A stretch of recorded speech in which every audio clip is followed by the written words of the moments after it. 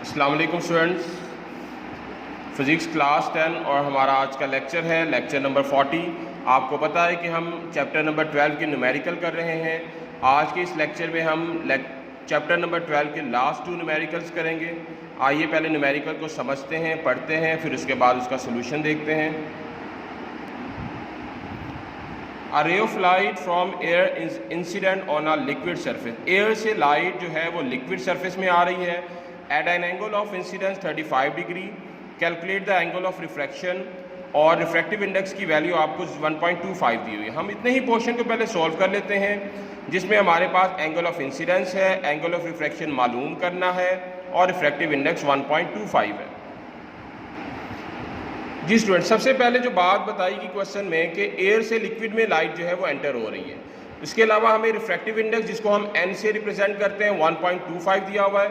Angle के लिए हमने एंगल का सिंबल लगा लिया। एंगल ऑफ इंसिडेंस 35 है और हमने मालूम करना है एंगल ऑफ रिफ्रैक्शन। हमारे पास फार्मूला है n = sin I over sin R। ये फार्मूला इस्तेमाल करेंगे।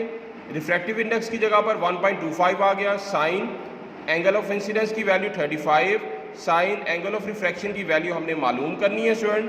हम क्या करेंगे, अब ये sine of angle of refraction यहाँ पर शिफ्ट कर देंगे।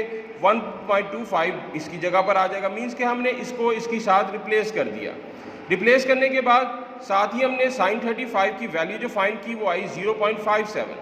नेक्स्ट हम जब इनको डिवाइड करेंगे तो हमारे पास वैल्यू आ रही है 0.545। अब हमने क्या करना है, आर की वैल्यू मालूम करने के लिए साइन को दूसरी साइड पे शिफ्ट करेंगे। साइन जब दूसरी साइड पे जाएगा तो उधर जाके साइन इनवर्स हो जाएगा।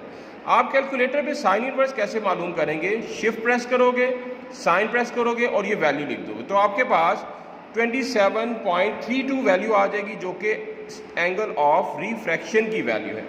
अब हम पढ़ते हैं इसका दूसरा part. Also find the critical angle between liquid air interface. अब आपकी रिक्वायरमेंट है कि आपने क्रिटिकल एंगल मालूम करना है और रे ऑफ लाइट जो है लिक्विड से एयर में आ रही है। अब कहां से आ रही है, लिक्विड से एयर में आ रही है। जी स्टूडेंट, यहां पर मैंने मेंशन कर दिया कि लिक्विड से एयर में लाइट आ रही है। आपने कैलकुलेट करना है क्रिटिकल एंगल। आपको पता होना चाहिए critical angle basically angle of incidence होता है। यही वजह है कि मैंने एंगल ऑफ इंसिडेंस को क्रिटिकल एंगल के इक्वल कर दिया। And another important thing is कि जब क्रिटिकल एंगल हो हमारे पास तो एंगल ऑफ रिफ्रैक्शन की वैल्यू 90 होती है। ये चीज़ आपने याद रखनी है। हमने टोटल इंटरनल रिफ्लेक्शन के टॉपिक में भी पढ़ा था। रिफ्रैक्टिव इंडेक्स सेम वही वाला यूज़ करेंगे फॉर लिक्विड एयर इंटरफेस। अब हमारे पास लाइट लिक्विड से एयर में आ रही है तो फार्मूला के अंदर जो चेंजिंग आएगी कि आपकी बात साइन आई ऊपर नहीं आएगा, बल्कि ये रिवर्स कर देंगे जब हमारे पास लिक्विड से एयर में आएगा। तो फार्मूले में ये वैल्यू रिवर्स करने के बाद अप्लाई करते हैं वैल्यूज। एन की जगह पे वैल्यू अप्लाई कर दी। साइन आर की वैल्यू 90 डिग्री है। Sign angle of incidence critical angle के इक्वल है तो हमने सी लगा दिया। यहाँ पर सी को यहाँ पे शिफ्ट कर दिया, 1.25 को इसकी जगह पर ले आए तो sine of critical angle is equal to sine 90 student 1 के बराबर होता है। और ये वैल्यू जब इसकी जगह पर आ गई तो ये बन गया 1/1.25। डिवाइड किया तो 0.80 आया। नेक्स्ट क्या करेंगे, साइन को दूसरी साइड पे लेके जाएंगे, साइन इनवर्स हो जाएगा। Then we find the sine inverse. कैसे, आप कैलकुलेटर पे शिफ्ट साइन प्रेस करोगे और उसके बाद ये वैल्यू लिख दोगे तो आपके पास स्टूडेंट क्रिटिकल एंगल की वैल्यू आ जाएगी। यहाँ पर जो चीज़ें याद रखने वाली हैं, एक एंगल ऑफ रिफ्रैक्शन आपको पता होना चाहिए और दूसरा फार्मूला ये रिवर्स क्यों हो रहा है कि लाइट जो है लिक्विड से एयर में आ रही है। जी स्टूडेंट, लास्ट न्यूमेरिकल हमारा इस चैप्टर का बहुत ही important. The power of a convex lens is 5d। Power of the lens जो है 5d है। At what distance object be place. Object को कितने डिस्टेंस पर रखा जाए, यानी p मालूम करना है, so that it's real and 2 times larger image is form. Magnification यानी m की वैल्यू बताई गई है। आपके पास पावर की वैल्यू है और आपके पास मैग्निफिकेशन है और आपने वैल्यू मालूम करनी है ऑब्जेक्ट डिस्टेंस यानी p की। जी student, power of the lens 5 dioptre, magnification 2 ये दिया हुआ था। पावर दी हो तो हम फोकल लेंथ कैलकुलेट कर सकते हैं। We know that power of the lens is equal to reciprocal of focal length, यानी p is equal to 1/f। p की जगह पर p की वैल्यू लगाई इज इक्वल टू 1/f। 5 इधर f की जगह पर आ गया, f 5 की जगह पे चला गया। जब हमने इसको डिवाइड किया तो हमारे पास वैल्यू है 0.2 मीटर।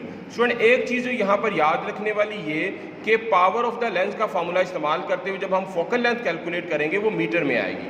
आपके पास लेंसेज की जितनी भी कैलकुलेशन है वो सेंटीमीटर में होती है। दैट इज़ वाई हम इस वैल्यू को सेंटीमीटर में चेंज करने के लिए इसको मल्टीप्लाई करेंगे 100 के साथ। इसको मल्टीप्लाई करेंगे 100 के साथ तो हमारे पास वैल्यू आ जाएगी 20 सेंटीमीटर। अब हमने आगे मैग्नीफिकेशन का फॉर्मूला अप्लाई किया। Magnification is equal to q over p. Magnification की वैल्यू लगाई, क्यू और पी ऐसे ही आ गया। पी को जब 2 के साथ शिफ्ट करेंगे तो Q is equal to 2p बन जाएगा। ये हमारे पास क्यू की वैल्यू आ गई जो कि हमें हेल्प करेगी फार्मूला के अंदर सॉल्व करने में। अब हम फार्मूला अप्लाई करते हैं। 1/f is equal to 1/p plus 1/q। 1/f की वैल्यू लगाई, p की वैल्यू नहीं थी वो हमने ऐसे लिख दिया। q हमने मैग्नीफिकेशन के थ्रू फाइंड किया 2p था। अब हमने p और 2p का एलसीएम लिया तो हमारे पास वैल्यू आई 2p। स्टूडेंट p से जब कैंसिल होगा बाकी बचा हमारे पास 2 ऊपर वाली टर्म से मल्टीप्लाई हुआ तो 2 1 जा 2। 2p से मुकम्मल डिवाइड हो जाएगा तो हमारे पास 1 आएगा। 1 को जब 1 से मल्टीप्लाई किया तो 1 आ गया। 1/20 3/2p क्रॉस मल्टीप्लाई करेंगे तो 2p इज इक्वल टू 60। अब हम यहाँ से 2 को दूसरी तरफ जब शिफ्ट करेंगे तो डिवीजन में चला जाएगा। डिवाइड में जब हम इसको डिवाइड कर देंगे तो हमारे पास ऑब्जेक्ट डिस्टेंस 30 सेंटीमीटर आ जाएगा। ये तो थे स्टूडेंट चैप्टर नंबर 12 के न्यूमेरिकल जो आज हमने एंड किए। उम्मीद है आपको अच्छे तरीके से इसकी समझ लग चुकी होगी। आपका काम है कि आप इसकी रिटर्न प्रैक्टिस ज़रूर कीजिएगा। इंशाल्लाह अगले लेक्चर में अगले चैप्टर के साथ हाजिर हूँगा। तब तक के लिए अल्लाह हाफिज़।